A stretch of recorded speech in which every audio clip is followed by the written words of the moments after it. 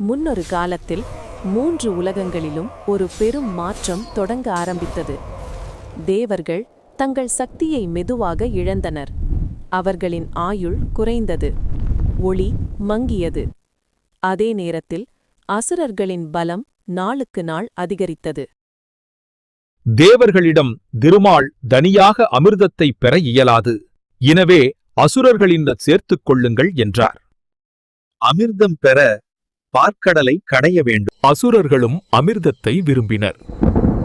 அதனால் இருதரப்பும் ஒரு உடன்பாட்டுக்கு வந்தனர். மந்தரமலை மத்தாக ஆனது. வாசுகி நாகம் கயிறாக ஆனது. தேவர்கள் வாசுகியின் வாலை பிடித்துக் கொண்டனர்.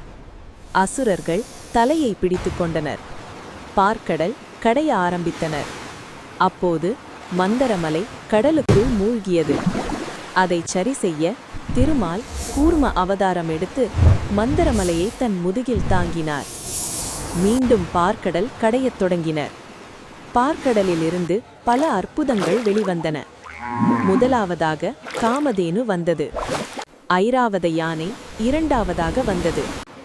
மூன்றாவதாக கற்பக விருட்சம் வந்தது. மகாலட்சுமி நான்காவதாக வந்தார்கள்.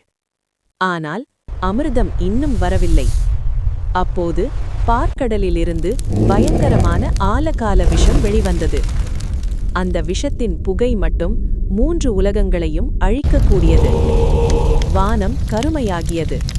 பூமி நடுங்கியது. உலகம் அழிவின் விளிம்பில் நின்றது. தேவர்களும் பயந்தனர். அசுரர்களும் பயந்தனர். ஒரே குரலில், ஈசா, நீயே காப்பாற்ற வேண்டும். சிவன் அவர்களின் வேண்டுதலை உணர்ந்தார். இந்த விஷத்தை அழிக்க முடியாது. யாராலும் தாங்கவும் முடியாது. உலகங்களை காக்க சிவன் ஒரு முடிவை எடுத்தார். சிவன் ஆலகால விஷத்தை தன் கரத்தில் எடுத்தார். மெதுவாக அருந்தினார். உடனே தேவி பார்வதி சிவனின் கழுத்தை பிடித்து விஷம் கீழே செல்லாமல் இருக்க அதன் பாதையை தடுத்தார். அது உடலுக்குள் செல்லவில்லை. கண்டத்தில் மட்டும் தங்கியது. அதனால் சிவனின் கழுத்து நீல நிறமாக மாறியது. அன்றிலிருந்து சிவன் நீலகண்டன் என்று அழைக்கப்பட்டார்.